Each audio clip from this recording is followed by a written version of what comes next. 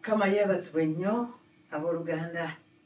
Nsanyuse nnyo okubeera wano mu kifo kino mu kanisa wano era tugenda okubeera nga tugulumiza Katonda, tugenda kubeera nga tuyiga ekigambo kya Katonda.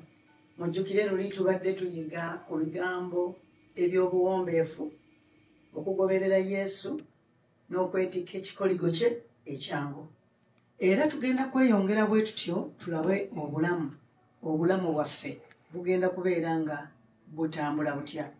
Naye nga tetunaba kweyongerayo tugenda kuyingirako mu kwebaza Katonda. Kale gwe nange katubeereko mu kusaba mu kiseera kino, tusabe Omwoyo Omutukuvu atuyigirize. Mukama nannyini eggulu n'ensi ku kaseera kano nzize mu maaso go, nkwebaza olw'ekibiina kino, nkwebaza olw'abantu abampuliriza, abali ku online, abali mu kanisa, abatudde awaka, gwali awo ng'obadde weebase. Mu linnya erya Yesu twebaza Katonda n'Omwoyo Omutukuvu. Nkwebaza Taata omulungi ampadde ekisa okubeera mu maaso go ku ssaawa eno nga tugenda okuyiga ekigambo kyo eky'obulamu, ekireeta obulamu, ekiwummuza emmeeme, ekiwonya omutima, ekiwonya gwali awo abadde omulwadde. Mu linnya erya Yesu Kristo Omwoyo Omutukuvu nkusaba otuyigirize. Nsaba ekisa kya Katonda kibeere ku bulamu bwange, okumpa ekyo kyokka Mukama ky'oyagala tuyige, ky'oyagala tutambulireko. Naye nga tetunnabagenda mu maaso twenenya ebibi byaffe. Mukama otusaasire, otusonyiwe obutali butuukirivu bwaffe. Mukama otunaaze n'omusaayi gw'Omwana wo Yesu Kristo. Tutukuze ne zoobu Mukama tubeere balungi. Tuzze mu maaso go twenenya bye tutambuliddemu, bye tulowooza, bye tuwoogera Mukama ebitasaanidde. Mukama Katonda wange tukuze emimwa gyaffe, tukuze endowooza zaffe, emitima gyaffe, tutambulire mu makubo go. Weebale nnyo nga ndi n'abooluganda ffenna nga tusaba. Mukama ffenna tukwatire wamu nga tuli mu kuwuliriza ekigambo kyo ng'era tuyiga, ng'era tuwona mu linnya erya Yesu Kristo Omunnazaaleesi. Amiina. Banaayekubirako Mukama mu ngalo. Mbalamusizza nnyo mu linnya lya Mukama waffe Yesu Kristo era nga njagala nnyo okubeeyanjulira. Amannya gange ndi May Kawaala era nga mpeereza mu kanisa Healing Outreach Ministries, Healing Outreach Church.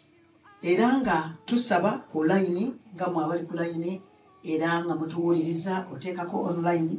Bulijjo tugiteekako ku screen abantu ne bayingira. Tusaba emisana n'ekiro eri obusobozi bwabo. Kyatuyamba nnyo mu lockdown. Abantu bajja ne tusaba nakati tukyasaba. Tubeerako East African time, tubeerako ku ssaawa amalya g'ekyemisana ku ssaawa 6. Ate ne tubeerako ku ssaawa 11 obudde nga bukya ngamba mu Uganda East African time. Wano mu America tubeerako ku ssaawa 3 ez'ekiro erire zibeera 11. Kati buli weather lwekyuka, buli obudde we bukyuka. Kati wano tuli mu spring era nga tunaatera okugenda mu summer. Buli budde we bukyuka essaawa zino zikola ki? Zikyuka.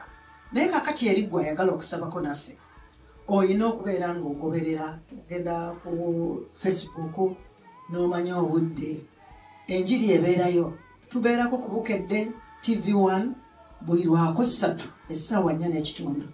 Tubeera ku Gugudde TV essaawa 10:30 buli Sande. Era twebaza Katonda akoze omulimu gwe, alokodde abantu.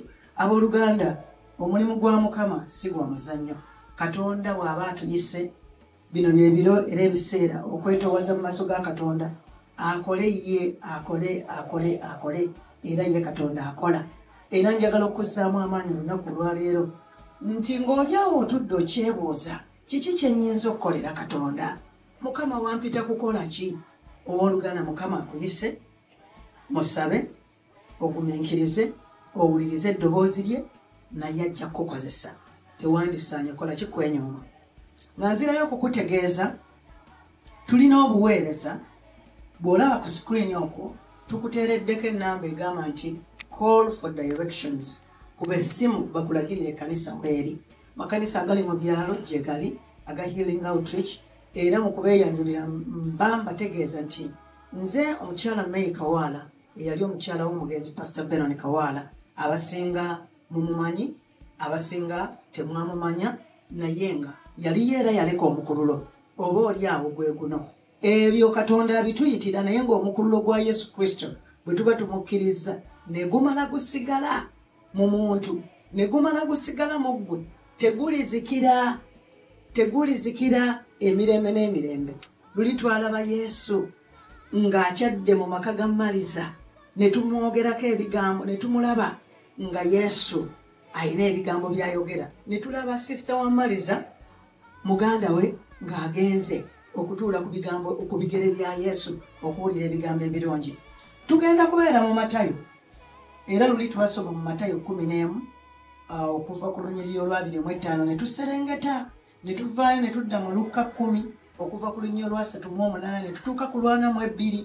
Kakati olwaleero tulina ebigambo era ebirungi okuva mu Matayo 15, era tujja kubeera nga tusoma okuva ku lunyiriri olusooka tuserengetere ddala ate ne mu 16, ate nga tulina n'ekigambo ekirala ekigenda okuva mu Yoswa 1:8. Ate tuveeyo mu kugabana tujja kugendako mu ngero 4 okuviira ddala ku lunyiriri olwabiri awo n'okuserengeta ku lwa23. Naye oba oli awo bw'obeera ng'era ofunye obudde ate ng'obulina osobola okusoma ngero yonna oba buli chapter yonna gye njogerako. Naye olunaku olwaleero ekigambo kye nkugambyeko nti Yesu n'akyala n'atambula okugenda wa Maliza. Mbadde njagala nsooke nkikusomereko elayini eyo osobola ogitegeera obulungi, esobola okusazisaawo gwe okuyaayaana okuweereza Katonda. Eyinza okuyaayaanyisa okusalawo okuweereza Mukama. Mu Luka 11 olunyiriri olwo olwa 38 okuva ku 38 okutuuka ku 42. Naye eyo ntandikiddeyo kubanga njagala nzireyoko emabega okugjayoko ku biri ebigambo bye twayigamu tusobole okubeera nga tugoberera bulungi. Mmanyi bulungi nti abagoberezi baffe mugoberedde bulungi enjiri eno, era nange ennyambye ennyo. Buli lwenzirayo mpulira nga ennyambye era erina kyekoze mu bulamu bwange. Naye kakati tugenda kusoma wano nga tetunnabagendera ddala ku lwaleero kye tugenda okuyigako. Twagala okugenda mu Luka bikula Bayibuli yo, nange mbikudde Bayibuli yange wano 11, naye okuva ku lunyiriri olwa 38 wano 10 okuva ku lunyiriri olwa 38 okutuuka ku lunyiriri olwa 42. Wuliriza wano Bayibuli egambye bw'eti: awo bwe baali bagenda n'ayingira mu kyalo, oyo no ye Yesu. Omukazi erinnya lye Maliza n'amusembeza mu nnyumba ye. Olwa 39 lugamba, naye yalina muganda we ayitibwa Malyamu eyatuulanga awaali ebigere bya Mukama waffe, n'awuliranga ekigambo kye. Naye Maliza yabanga n'emitawaana egy'okuweereza okungi. N'ajja waali n'amugamba nti, Mukama wange, tofaayo nga muganda wange andese okuweereza nzekka? Kale mugambe annyambe. Oyo Maliza yakamba Yesu. Kale mugambe annyambe. Olunyiriri olwanamu olwo mu lugambe bwe luti, naye Mukama waffe n'addamu n'amugamba nti, Maliza, weeraliikirira, olina emitawaana egy'ebigambo bingi, naye ekyetaagibwa kiri kimu. Wuliriza olunyiriri olwanamu 2 agambye, naye ekyetaagibwa kiri kimu, kubanga Malyamu alonzeewo omugabo ogwo omulungi ogutali mugibwako. Era eno erina engeri gye yambikkulirwa ennyo, era evuddeyo mwoyo agireese olw'okubanga Mukama ayagala okuzzaamu amaanyi nange. Yesu nga tannaba kuddamu Maliza, layini eno eyanamu 2 kangikuddiremu bulungi, wuliriza nnyo ate gisome. Yesu n'amugamba nti, naye ekyetaagibwa kiri kimu. Owooluganda, ekyetaagibwa kiri kimu. Muganda wange, ekyetaagibwa kiri kimu. Oyinza okubeera ng'olina ebyetaagibwa bingi. Ebyetaagibwa bingi mu maka, ebyetaagibwa bingi mu famire yo, ku mirimu gyo, mu bulamu bwaffe, mu baana. Naye Yesu agamba bw'ati, nti naye ekyetaagibwa kiri eki kimu kyokka. Kubanga Maryamu alonzeewo omugabo ogwo omulungi ogutali muggyibwako. Owooluganda waliwo emigabo mingi ebweru, naye waliwo ekyetaagibwa kiri kimu kyokka nga Maryamu bwe yalondawo omugabo ogwo gumu gwokka ogutali muggyibwako. Luli mu enjiri eyo gye tubadde tugoberera abooluganda mubaddemu nga tuyiga nti omugabo ogwo ogutali kuggyibwako gwe mugabo gw'obeera nagwo mu nsi wano ng'oli mulamu ng'oweereza Katonda, ate ne bw'oliba ovudde mu nsi eno ng'ovudde mu mubiri, omugabo ogwo teguli kuggyibwako. Gutya nti ne bw'oba ovudde mu nsi, ligase ya Yesu esigala mu mutima gwo. Era by'ebigambo ebiyitirivu bye tugenda okuba nga tuyigako ebya Yesu, kubanga twagala tugoberere Yesu. Weetaaga omugabo gumu owooluganda, weetaaga omugabo gumu mu bulamu bwo. Oyinza okubeera awo ng'obadde tomanyi kyakkola. Luli twalaba ne tugamba lwaki omuntu wanditawaanye ng'olokose n'osigala ng'otawaana? Lwaki omuntu otawaana ng'oli mu nsi, olina ssente, ozimbye amayumba, olina ebibanja, ozimbye amalwaliro, okoze bu purojekiti yonna, naye obulamu nga tebutereera? Obulamu bwetaaga omugabo gumu, omugabo gumu ogw'okukkiriza Yesu Kristo ng'omulokozi waffe, omugabo gumu ogw'okumanya Katonda yampitira ki, ampitidde ki, Katonda ampitidde kukola ki mu biro bino. Lwaki omuntu osigala nga otawaana? Lwakubanga waliwo kye weetaaga okumanya. Kiri ekikimu. Maryamu yalina muganda we, naye Maryamu yasalawo okulondawo eki kimu, n'atagendera ate ku kya muganda we. Muganda we Maliza ali mu ffumbiro, akola emirimu. Naye Yesu agamba nti naye Maliza, olina emitawaana mingi, olina emitawaana egy'ebigambo bingi. Yesu alina ensonga lwaki yayogera bw'ati. Bwe tunaagenda nga tuyiga, ogenda kulaba lwaki obulamu bwaffe obumu tubeera nga tulina emitawaana egy'ebigambo bingi, nga tutawaana kubanga ebigambo bingi, tulowooza ebintu bingi. Era kyova olaba nti olunaku olwaleero twagala tulabe obulamu bwaffe busobola kuwummula butya. Obulamu bwaffe bugenda kuwummula nga tugoberera ebigere bya Yesu, nga tuyigira ku Yesu. Era enjiri eno ebuulira olwaleero eyogera ku buwombeefu n'obuteefu mu mutima, eyogera ku kigambo ekiyinza okutuleetera eddembe mu mutima gwo, mu mutima gwange. Mu nsi eno mujjudde ennaku, mu nsi eno mulimu ebizibu bingi, mu nsi mulimu emitawaana mingi, naye Yesu yagamba nti mugume kubanga nze nkoze ki, mpangudde ensi. Kaakati obulamu bwono obwange nga tunaafuna emirembe, ne tuwona emitawaana emingi Yesu gye yali agambako Maliza. Maliza bye yali akola si bibi, yali afumba mmere, abagenyi bazze, ategeka mmere, afumba, ateekateeka. Naye kyalabika nti waliwo ebintu ebimu bye tukola nga birabika birungi, naye ng'ate bituleetera emitawaana mingi, nga bituwana ebigambo bingi mu mitima. Naye waliwo ekigambo kimu kye tulina okulondawo era kiyinza okutuyamba, ky'ekyokugoberera ebigere bya Yesu, kubanga ye yagamba bw'ati, tuzzeeyoko gye twasooka okusoma. Naye nga tetunnaddayo, ate twagala era tusooke tulabe wano ebigambo bino yabitumenyeramu atya. Bw'abeera ng'akyadde ne bagenda n'ayingira mu kyalo, omukazi erinnya lye Maliza n'amusembeza. Okusembeza si kubi, yamusembeza mu nnyumba ye. Naye yalina muganda we ayitibwa Maryamu eyatuulanga awali ebigere bya Mukama waffe. Yesu n'awulira ebigambo bya Yesu. Abooluganda nga tuddayoko emabega, ekigambo kiri kimu. Twetaaga okusalawo kw'obulamu bwo, kye kigambo ekikulu mu bulamu bwo. Okusalawo kw'obulamu bwo nga tosalawo lw'abantu, nga tosalawo lwa gundi agambi, nga tosalawo na lwa musumba, kubanga gwe gwennyini kikukakatako okusoma ekigambo kya Katonda emisana n'ekiro, okukirowoolezaamu, okukibeeramu, n'okitambuliramu, n'olyoka okifunamu ebyo ebikiwandiikiddwamu. Eyo nno ye Yoswa 1:8.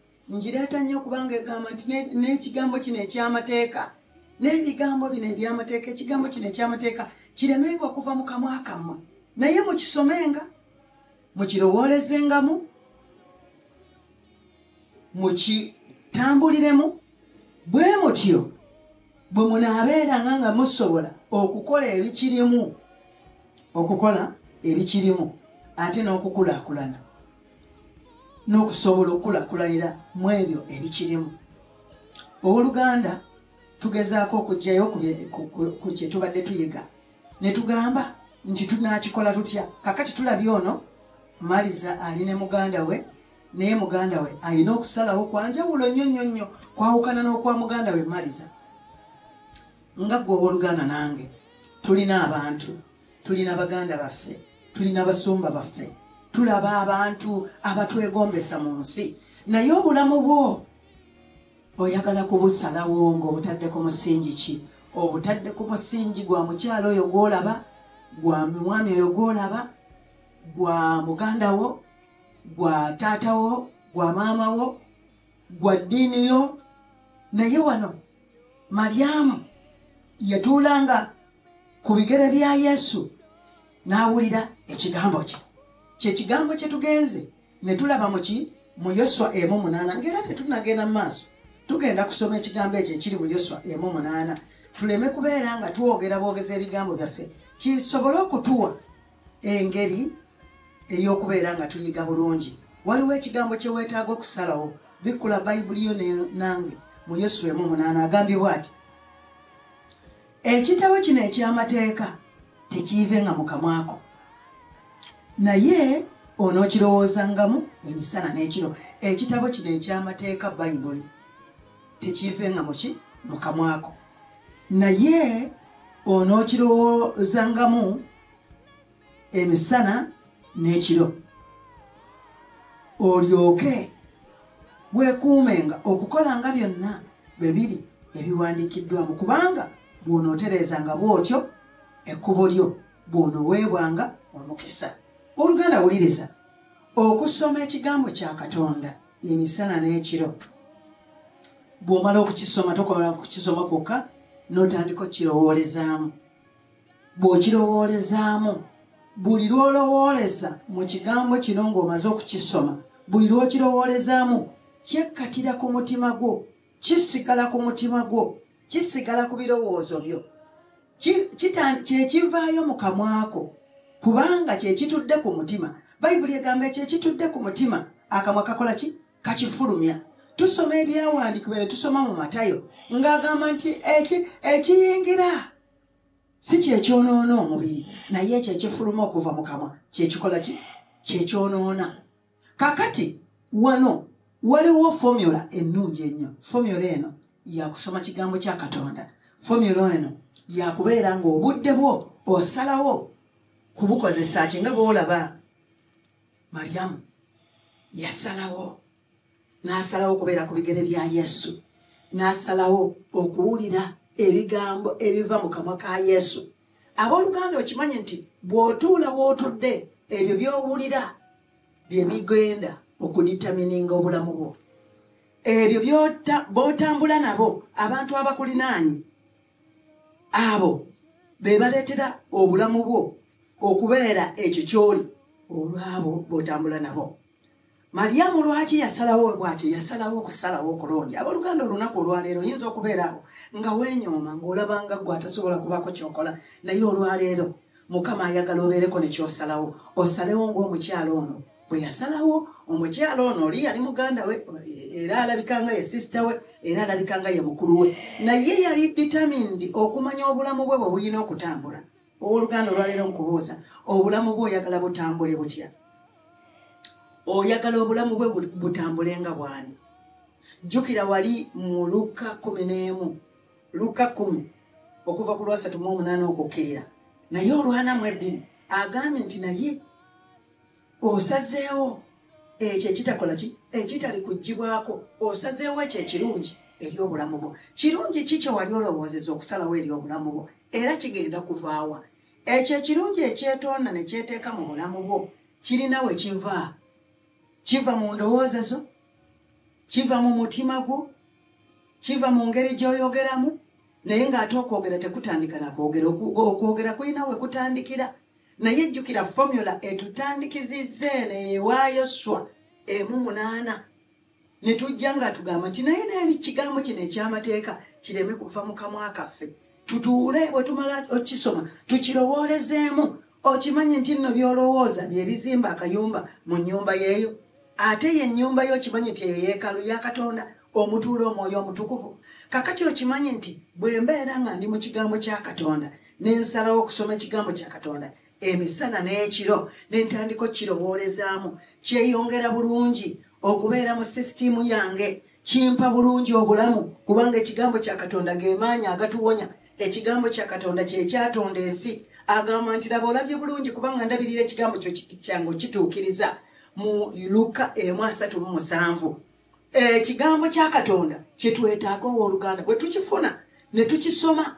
oba oli mwana muto ng'ompuliriza kye weetaaga ye Bayibuli oba oli awo nga tonnalokoka kye weetaaga ye Bayibuli ogisome otegeere Katonda otegeere Yesu otegeerere ddala Katonda n'engeri ze omanye Katonda tokoma kumumanya kyokka omutegeerere ddala n'engeri ze naye tunaamutegeera tutya nga tulina okusalawo mu bulamu bwaffe okusalawo okutuufu ng'okusalawo okwo kututwala ku bigere bya Yesu ne tusoma ekigambo kye emisana n'ekiro ne tuwulira ebigambo bya Yesu oyinza okugenda mu kyaki oluusi abamu tugenda mu kyaki nga tulina ebigendererwa birala Yesu tulina abasumba abatusumba tulina bamaama musumba balungi nnyo bakyala abalabika bulungi tulina abantu abatwaniriza ne batusabira ba asha tulina abakulira abavubuka tulina abakulira abakyala tulina abakulira abasomesa mu Sunday school tulina abantu bangi departments nyingi nnyo mu kanisa naye owange yadde abantu baweereza Katonda bwe batyo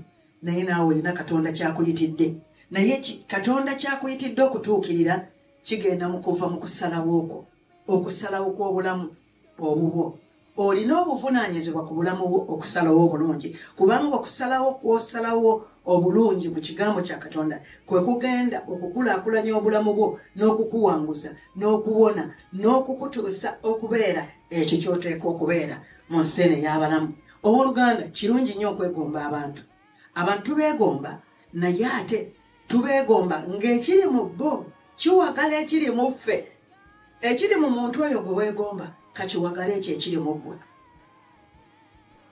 w'oyambirirwa